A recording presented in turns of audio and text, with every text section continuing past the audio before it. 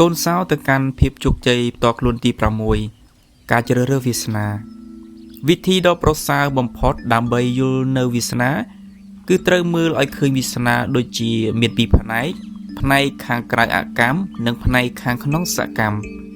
ផ្នែកអកម្មស្ថិតនៅក្រៅការត្រួតត្រារបស់យើងនេះគឺជាបែបបទដែលយើងកើតមកនិងការរស់នៅព្រមទាំងបរិស្ថានការងាររបស់យើងបែបបទដែលយើងកើតមករួមមានបញ្ញាសុខភាពរូបកាយនិងពហិលក្ខណៈរបស់យើងបរិស្ថានរបស់យើងរួមមានឪពុកម្ដាយគ្រួសារចៅហ្វាយនាយលោកគ្រូអ្នកគ្រូរបស់យើងទីកន្លែងយើងរស់នៅនិងកន្លែងធ្វើការស្ថានភាពនយោបាយនិងសង្គមដែលយើងរស់នៅវាអាចជាការភ័ន្តច្រឡំដើម្បីផ្ដល់យោបល់ថាសមាសភាអកម្មពលគឺបែបបទដែលយើងកើតមកនិងបរិស្ថានខាងក្រៅរបស់យើងមិនមានឥទ្ធិពលទៅលើជោគជ័យឬទៅលើបរាជ័យរបស់យើងទេមនុស្សមានជោគជ័យទាំងឡាយនឹងអាចជាមនុស្សទី1ដើម្បីទទួលស្គាល់ថាពួកគេមិនអាចបានក្លាយជាអ្នកមានជោគជ័យតែឯងបានទេហើយការគាំទ្រកាន់តែមានច្រើនដែលពួកគេទទួលបានអំពីឪពុកម្ដាយរបស់ពួកគេសហសេវកទាំងឡាយនិងមនុស្សទាំងឡាយឯទៀតការងាយស្រួលជាងកាន់តែមានច្រើនសម្រាប់ពួកគេដើម្បីសម្រេចគោលដៅរបស់ពួកគេនៅក្នុងការប្រៀបធៀបទៅនឹងបុគ្គលទាំងឡាយដែលមានជោគជ័យតិចពួកគេជឿនិងដាក់ការជឿទុកចិត្តខ្លាំងផងដែរទៅលើសមាសភាសកម្មខាងក្នុងទៅក្នុងរង្វង់ត្រួតត្រាបានទាំងស្រុងរបស់ពួកគេជឿលើខ្លួនពួកគេលើគំនិតនិងលើសកម្មភាពរបស់ពួកគេការប្រព្រឹត្តទាំងពីរបែបផ្សំចូលគ្នាបង្កើតបានជាវាសនានាវិកពូកែម្នាក់ដឹងថានាពេលណាគាត់មិនអាចត្រួតត្រាខ្យល់បានគាត់អាចកែប្រែតម្រូវក្តោងជានិច្ចដើម្បីរក្សាសំពៅឲ្យលឿនទៅមុខឆ្ពោះទៅកាន់ទីដៅរបស់ខ្លួនបាននៅពេលដែលមានការពិតថាលោកអ្នកមិនអាចត្រួតត្រាកម្មវិបាកឬព្រហ្មលិខិតរបស់លោកអ្នកបានទេលោកអ្នកក៏ស្ថិតនៅជានិច្ចក្នុងការត្រួតត្រាវាសនារបស់លោកអ្នកបានភាពជោគជ័យនៅទីបំផុតទៅគឺជាជម្រើសមួយ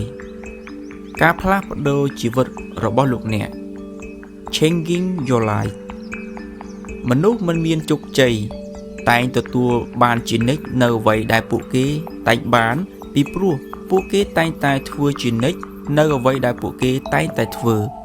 កូនសៅទៅកាន់ភាពជោគជ័យផ្ទាល់ខ្លួនទី6តម្រូវឲ្យយើងទទួលនៅការខុសត្រូវដ៏សកម្មសម្រាប់ការផ្លាស់ប្ដូរជីវិតរបស់យើងដោយការប្រើប្រាស់អំណាចប្រឌិតញាណពេញលេញនៃចិត្តសម្ដៅបង្កើននិងគ្រប់គ្រងបរិស្ថានរបស់យើងឲ្យបានប្រសើរឡើងបើយើងមិនគ្រប់គ្រងបរិស្ថានរបស់យើងទេនោះវានឹងគ្រប់គ្រងយើងវិញហើយយើងនឹងគ្មានពាក្យនិយាយចំពោះអនាគតរបស់យើងទេ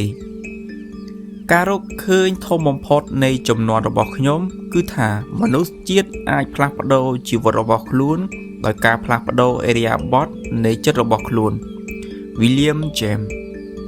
ឥទ្ធិពលនៃការផ្លាស់ប្ដូរនៅការគិតរបស់ពួកគេទៅលើភាពជោគជ័យត្រូវបានអ្នកប្រាជ្ញអ្នកនិពន្ធនិងអ្នកវិទ្យាសាស្ត្រខាងចរិយាទាំងឡាយទទួលស្គាល់តាំងពីច្រើនរយឆ្នាំមកហើយលោក William James ជាអ្នកត្រួតត្រាយចម្បងខាងចិត្តវិទ្យាទំនើបបាននិយាយថាមនុស្សទាំងឡាយអាចផ្លាស់ប្ដូរជីវិតរបស់ពួកគេបានដោយសារការផ្លាស់ប្ដូរនៅឥរិយាបថនៃចិត្តនិងនិយាយឲ្យងាយយល់លោកអ្នកផ្លាស់ប្ដូរជីវិតរបស់លោកអ្នកបានដោយការផ្លាស់ប្ដូរវិធីដោយលោកអ្នកគិតឧទាហរណ៍មួយក្នុងបណ្ដាឧទាហរណ៍និយាយច្រើនបំផុតគឺជោគជ័យរបស់លោក Roger Bannister ជានិស្សិតវេជ្ជសាស្ត្រនៃសាកលវិទ្យាល័យ Oxford ក្នុងប្រទេសអង់គ្លេសអស់ពេលជាច្រើនឆ្នាំហើយរយៈពេលដែលមនុស្សអាចរត់លឿនបំផុតក្នុងចម្ងាយ1ម៉ាយឬ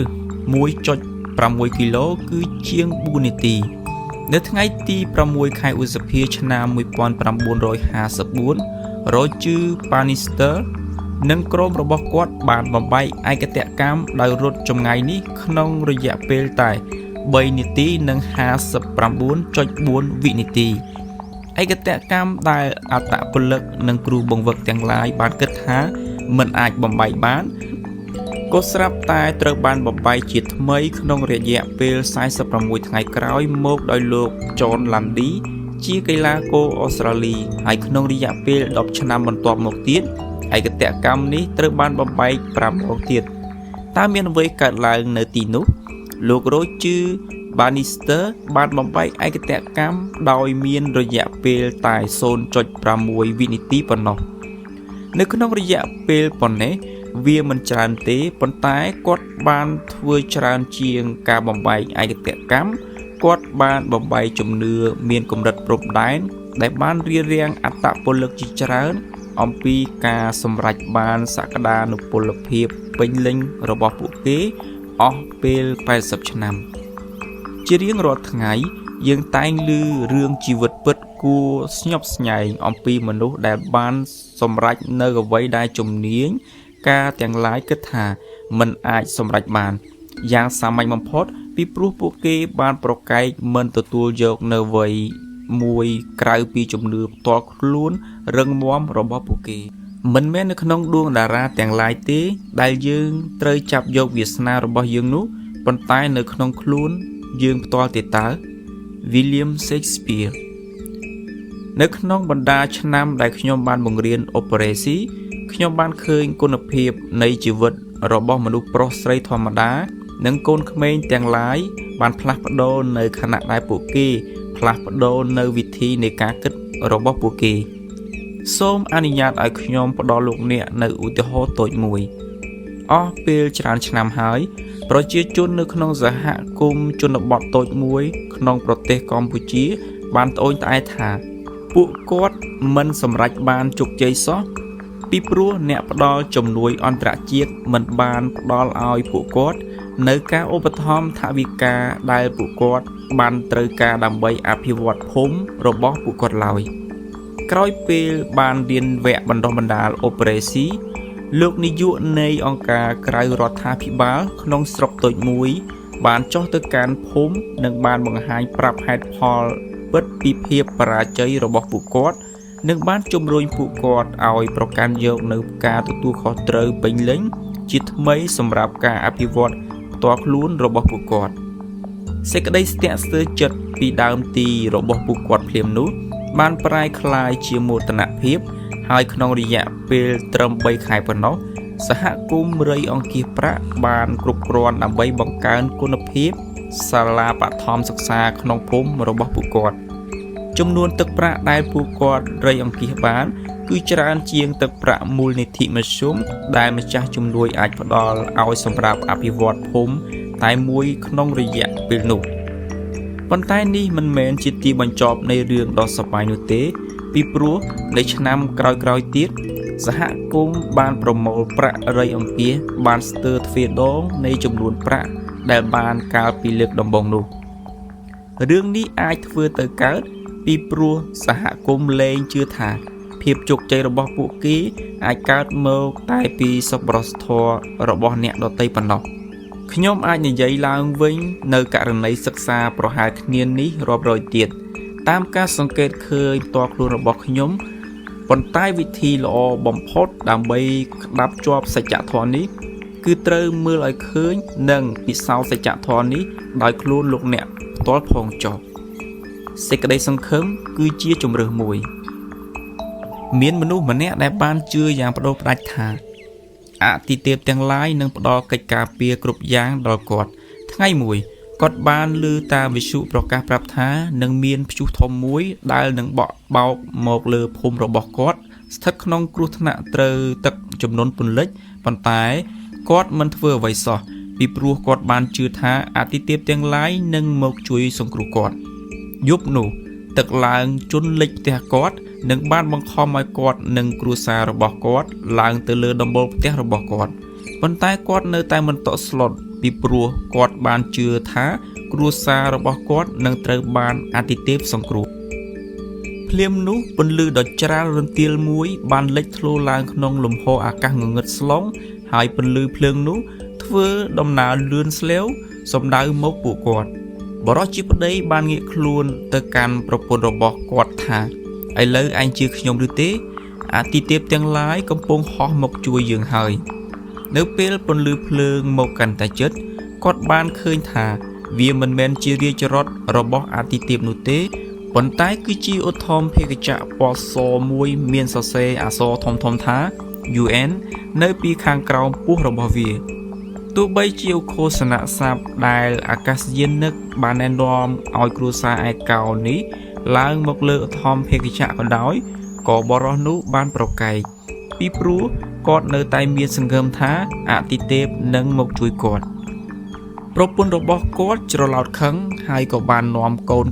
និងខ្លួនគាត់ឡើងជិះលើឧទ្ធម្ភាគចក្រចោលប្តីគាត់ឲ្យនៅតែឯងកណ្ដាលភ្លៀងទៅទឹកបន្តឡើងរហូតដល់ចុងជ្រុងរបស់គាត់ឥឡូវនេះស្រាប់តែគាត់បានផ្ដើមភ័យព្រួយនិងក្រោធខឹង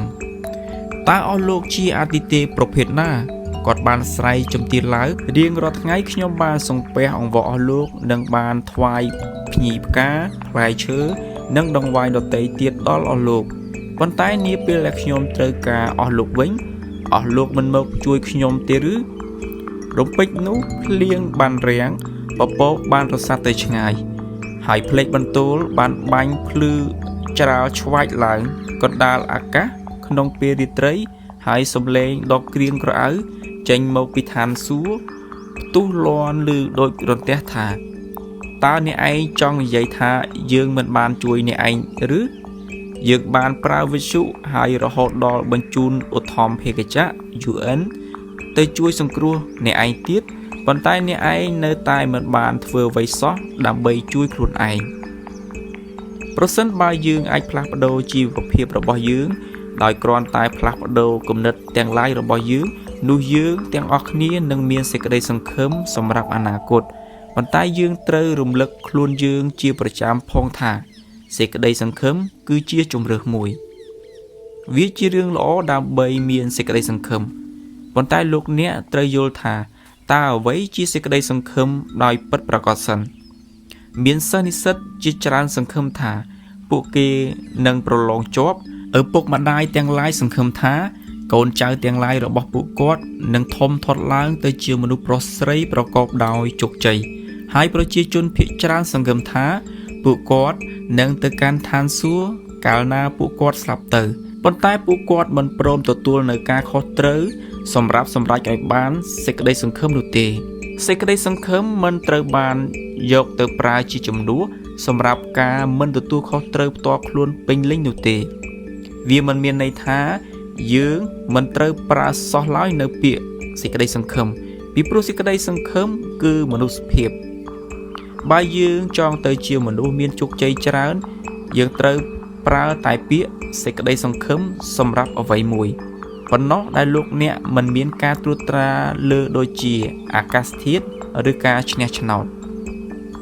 វាជាការសមស្របគួរនិយាយថាខ្ញុំសង្ឃឹមថាថ្ងៃស្អែកមេឃនឹងមិនភ្លៀងទេប៉ុន្តែវាមិនត្រឹមត្រូវទេដើម្បីនិយាយថាខ្ញុំសង្ឃឹមថាខ្ញុំនឹងមិនទៅទឹកភ្លៀងទេនៅថ្ងៃស្អែកពីព្រោះយើងអាចកាន់ឆ័ត្រឬយើងអាចពាក់អាវភ្លៀង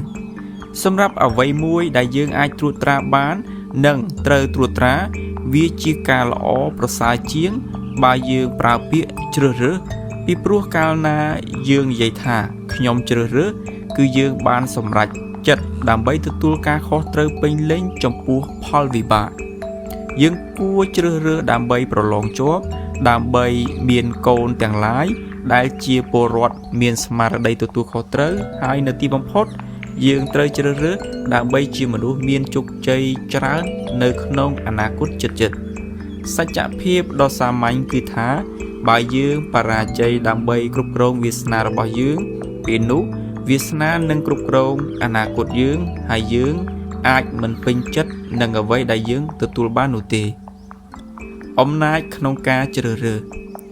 ក្នុងឋានៈជាមនុស្សយើងបានទទួលពរជាមួយនឹងអំណាចនៃឆន្ទៈសេរីក៏ដូចជាសមត្ថភាពដើម្បីជ្រើសរើសនិងបង្កើតវាសនារបស់យើងមនុស្សភាគច្រើនដែលត្រូវបង់ថ្លៃអគ្គិសនីប្រចាំខែឬចាក់សាំងម៉ូតូឬរថយន្តបានដឹងយ៉ាងឈឺចាប់ថាថាមពលមិនមានតម្លៃថោកទេ អំណាចក្នុងការជ្រើសរើសនៅវាសនានៃនិវេសនដ្ឋានរស់នៅរបស់យើង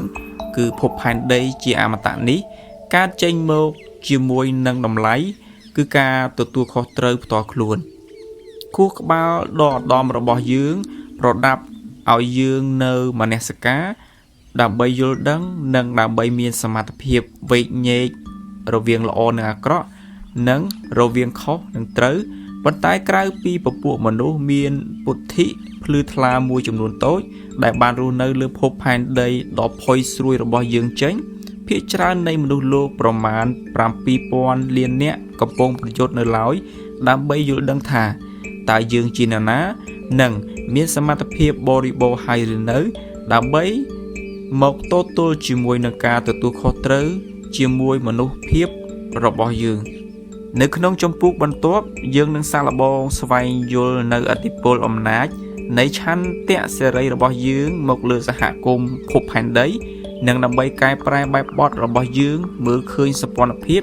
ឬទំនាក់ទំនងរបស់យើងជាមួយគ្នាទៅវិញទៅមកនិងជាមួយពិភពធម្មជាតិសេចក្តីសង្ខេបនៃចម្ពោះ5ការជ្រើសរើសវាសនា 1. ភាពជោគជ័យគឺជាជម្រើសមួយ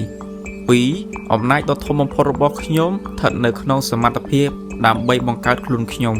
3. បន្ទាប់ពីការរស់រានមុខងារចម្បងនៃចិត្តរបស់ខ្ញុំគឺដើម្បីបង្កើតអាត្មាខ្ញុំមួយដែលមានជោគជ័យច្រើន 4. ខ្ញុំអាចផ្លាស់ប្ដូរជីវិតរបស់ខ្ញុំដោយការផ្លាស់ប្ដូរវិធីដែលខ្ញុំគិត 5. អ្វីដែលខ្ញុំអាចមើលឃើញដោយញៀនខ្ញុំអាចសម្រេចអ្វីនោះបាន 6. ខ្ញុំជាអ្វីដែលខ្ញុំគិតអ្វីដែលខ្ញុំនឹងប្រែក្លាយទៅជាក្នុងអនាគតត្រូវបានកំណត់ដោយគំនិតនិងអំពើទាំងឡាយនាពេលបច្ចុប្បន្នរបស់ខ្ញុំ 7. បើទោះបីខ្ញុំអាចត្រួតត្រាកម្មវិបាកឬព្រហ្មលិខិតរបស់ខ្ញុំបានក៏ខ្ញុំអាចជ្រើសរើសនិងត្រូវតែជ្រើសរើសវាសនារបស់ខ្ញុំ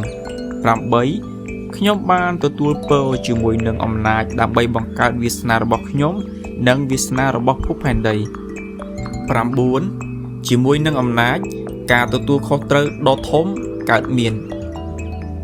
ចម្ពោះ6ការគិតនៅកម្រិតផ្សេងគ្នាយើងនឹងទាមទារឲ្យមានបែបបទថ្មីជាសារវ័នមួយនៃការគិតប្រសិនបើមនុស្សជាតិត្រូវតែរស់រាន Albert Einstein